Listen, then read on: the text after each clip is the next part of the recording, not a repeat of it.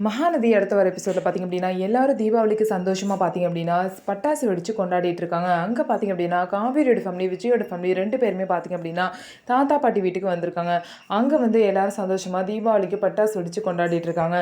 அப்போ பார்த்திங்க அப்படின்னா விஜய் வந்து ஒரு நல்ல விஷயத்த பார்த்திங்க அப்படின்னா எல்லாருக்கிட்டையும் ஷேர் பண்ணுறாங்க.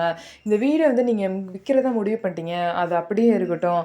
ஆனால் அந்த வீடை பார்த்திங்க அப்படின்னா யாரோ ஒருத்தவங்களுக்கு விற்காமல் அந்த வீடை வந்து காவேரியே வந்து வாங்கிப்பா.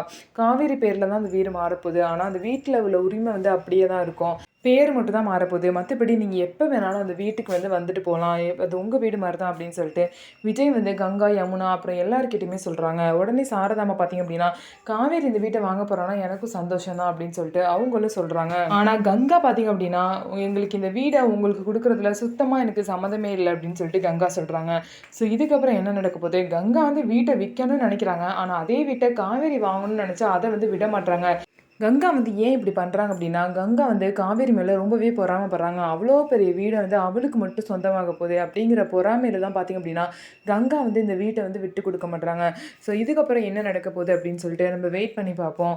அந்த வீடை விற்கிறாங்களா இல்லையா, இல்லை காவேரி வாங்கிடுவாங்களா அப்படின்னு சொல்லிட்டு பார்க்கலாம். நம்ம வீடியோ உங்களுக்கு பிடிச்சிருந்தா நம்ம வீடியோவை லைக் பண்ணிக்கோங்க. மறக்காமல் நம்மளோட சேனலை சப்ஸ்கிரைப் பண்ணிவிட்டு பாருங்கள்.